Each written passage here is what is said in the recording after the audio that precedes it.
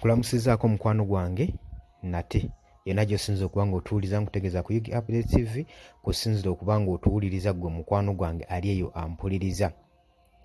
Comrade waffe yali yawambibwa n'abataamanyikibwa bamaze nalilizingibwa.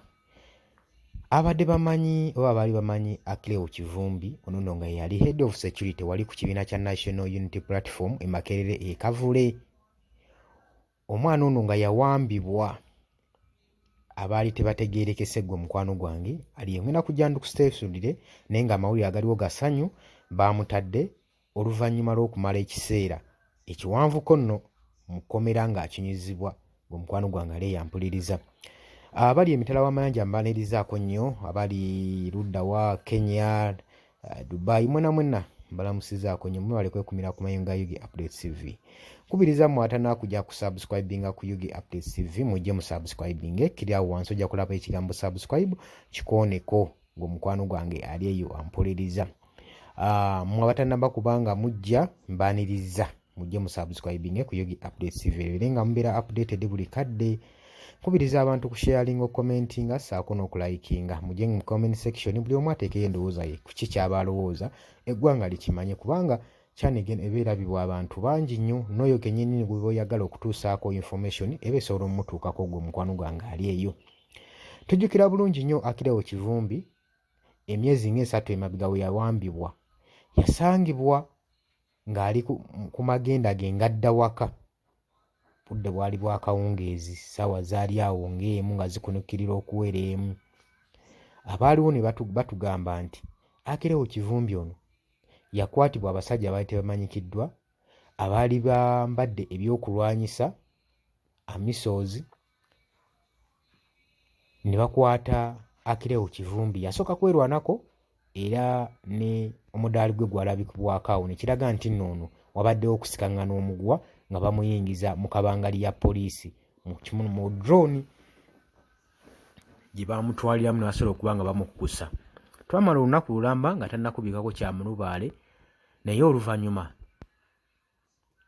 olw'okutambula ennyo ku social media nga babanja Achileo Kivumbi twalaba nga akomezebwawo ewaka mu maka ge nga bazze okukola house search ne tulaba ebyaliwo mwabiwulira engeri gye baplantingamu ebintu obujulizi bonna okwagala omulumika byonna mwabiwulira. Akatambi twakabateerako nga ne mukazi we kyennyini agamba yabaddeyo mu kisenge nga bamukuba bamucunya bamugamba akkirize nti ebibadde mu maka ge. N'oluvannyuma n'atwalibwa mu military court okuba nga awozesebwa emisango gy'atamanyiiko ng'omukwano gwange ali yampuliriza naye nga akinyuziddwa nga n'ebizigiro biraba nga abiyina.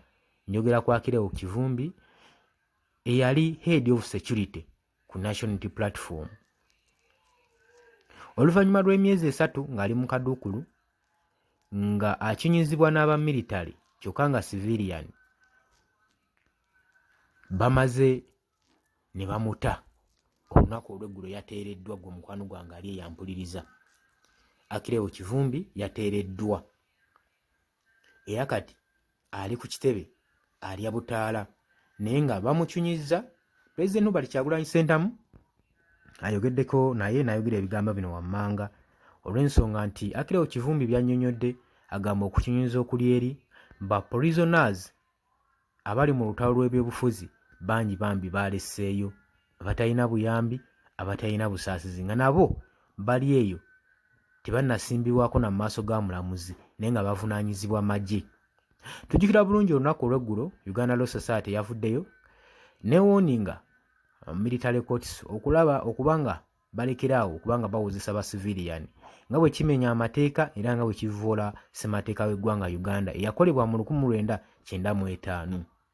N'agamba nti nno abamilitary general military marshal teina agenda kusobola kulaba ng'eprotectinga ba civilians. So n'olw'ensonga eno ensonga baba balina ogitunulamu okulaba nga balekeraawo okukozesa ba civilian mu military courts. Kati tuli basanyu ti comrade waffe yakomyewo Achileo Kivumbi era tumuyozaayoza obuwanguzi obwo bwe yatuuseeko kuba nayo tubuyita buwanguzi. Tubuyita buwanguzi gwe mukwano gwange ali yampuliriza naye temupowa musigaye nga mulwanirira eddembe lyammwe. Enkyukakyuka ejja kubaawo era Robert Kyagulanyi Ssentamu akoowola mwenamwena gye muli ba comrade musobole okuba nga mwerwanirira eddembe lyammwe, kubanga agamba mweno regimu okutyoboola eddembe ly'obuntu kususse, ate tetulina minisitiri zisobola kuba nga zitaakiriza eddembe ly'obuntu okuggyako tulina kuba nga twerwanako ffekka tusobole okuba nga twejja mu kiera kino neno regimu ebonyaabonya ekyunya okutuusa okulaba nga emalawo obulamu bw'abantu. Ebibadde bigambo bya President Robert Kyagulanyi Ssentamu abyogeredde wali e Makerere Kavule ng'agezaako okusanyukira Achileo Kivumbi okuba nga bamukulisa ekkomera gwe mukwano gwange ali eyo ampuliriza. Bategeeza nti nno mbaagala nnyo mbadde bawuliriza balungi mwebale kwekumira ku Yugi Updates TV abali e Bulaayi emitala w'amayanja mbaanirizaako nnyo. Genda mu maaso subscribing, likinga, sharinga gwe mukwano gwange. Jangu mu comment section olowooza butya bannayuganda bayinza okukolamu naddala bannabyabufuzi abali ku opposition side okwekuumamu okulaba ng'eddembe lyabwe terikyoboolebwa. Olowooza butya? Nkwagaliza olunaku olulungi, mweraba.